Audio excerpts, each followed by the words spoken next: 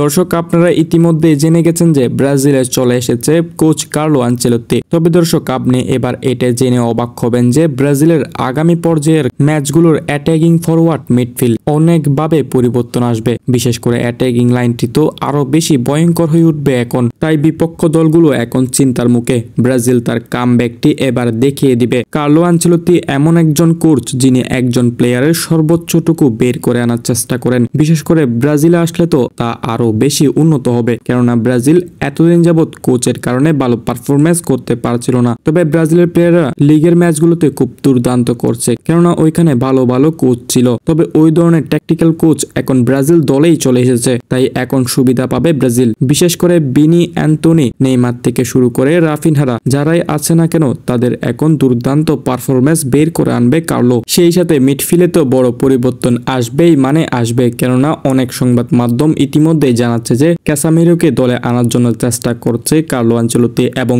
এটি হবেই হবে। অর্থাৎ বর্তমান সময়ে ব্রাজিলের মিড কন্ট্রোলের প্রধান দায়িত্ব হবে ক্যাসামিরোর। সেই সাথে অ্যাটাকিং মিডফিল্ডটা সামলাতে পারে ব্রুনো গিমারাইস ও রাফিনহা, কেননা এখানে রাইট উইংয়ে খেলবেন অ্যান্টনি কিংবা সাবিনহো এবং লেফট উইংয়ে খেলবেন ভিনিসিয়াস জুনিয়র। তবে ব্রাজিল দলে যেখানে সমস্যা হতে পারে সেটি হলো ডিফেন্স লাইন, কেননা বর্তমান সময়ে গাব্রিয়েল ম্যাগালহাসও ইনজুরির কারণে লম্বা সময় ধরে মাঠের বাইরে থাকবেন। সেই সাথে মার্কিনিউসের পাশাপাশি অন্য একজন ভালো ডিফেন্স আনতে হবে ব্রাজিলে। বিশেষ করে মুরিলো এখানে জায়গা পেতে পারে, কেননা তিনি গত ম্যাচে আর্জেন্টিনার বিপক্ষেও মাঠে ছিলেন। সেই সাথে ভালো রাইট ব্যাক এবং লেফট ব্যাকও খুঁজবেন কার্লো। তবে মিডফিল্ড এবং অ্যাটাকিং এ কোনো সমস্যা হবে না, কার্লো ঠিক মতোভাবে সাজাতে পারবেন ব্রাজিলের অ্যাটাক এবং মিডফিল্ডকে। দর্শক, এখন শুধু অপেক্ষার পালা। ব্রাজিলের আগামী ম্যাচগুলো কেমন হয় কার্লোর অধীনে থেকে, সেটি এখন দেখার জন্য হাজারো ভক্ত সমর্থক অপেক্ষা করছে।